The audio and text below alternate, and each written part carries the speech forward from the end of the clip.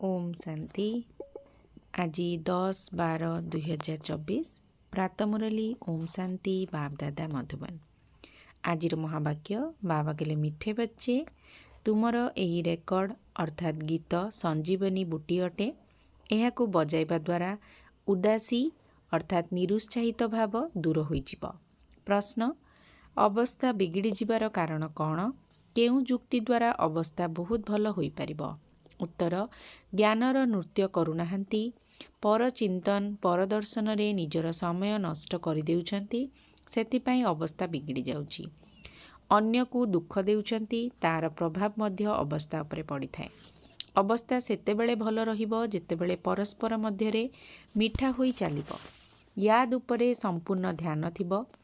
राति रे सोइबा पूर्वरु अति कम रे अध घंटाए याद रे बस, पुणी सकाळु उठी याद कर, तेबे अवस्था भल रहिबो। धारणा पाई मुख्य सार पुरुणा अलिया आवर्जना अर्थात पुरुणा दुनियार वस्तु वैभव रे ममत्व रख नाही। बाबांक निर्देश अनुसारे चाली निजर ममत्व तुटाई देबाकु हेबो, ट्रस्टी होई रहिबाकु पड़िबो। एही अंतिम जन्म रे भगवानंकु निजर उत्तराधिकारी करी तांको उपरे बळी चढ़िबाकु हेबो, तेबे जाई 21 जन्मर राज्य भाग्य मिलिबो।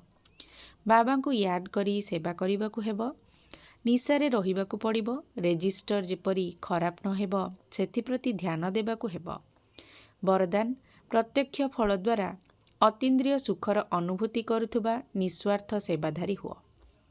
सत्य जुगरे तो संगम जुगर कर्मर फल प्राप्त हेबो, किंतु एठारे बाबांकर संतान होई जिबा द्वारा पैतृक संपत्ति रूपरे प्रत्यक्ष फल मिलिथाए। सेवा करिबा परे सेवार प्रत्यक्ष फल रूपरे खुशी मिलिथाए। जेउ माने बाबांक स्मृति रे रही निस्वार्थ भावना रे सेवा करिथांती, सेमानंकु सेवार प्रत्यक्ष फल निश्चित मिलिथाए। तेबे प्रत्यक्ष फल ही ताजा फल अटे, जहाँकि सदाकाल पई सुस्थ करि देइथाए। तेबे जोगयुक्त एवं यथार्थ सेवार फल हेला खुशी, अतीन्द्रिय सुख एवं डबल लाइट स्थितिर अनुभूति। आजिर स्लोगान विशेष आत्मा तांकु कुहाजिबो जेउ माने निजर चाली चलन द्वारा आत्मिक राजकीयतार झलक अर्थात दृश्य एवं फलक अर्थात निशार अनुभव कराउथिबे। ओम शांति।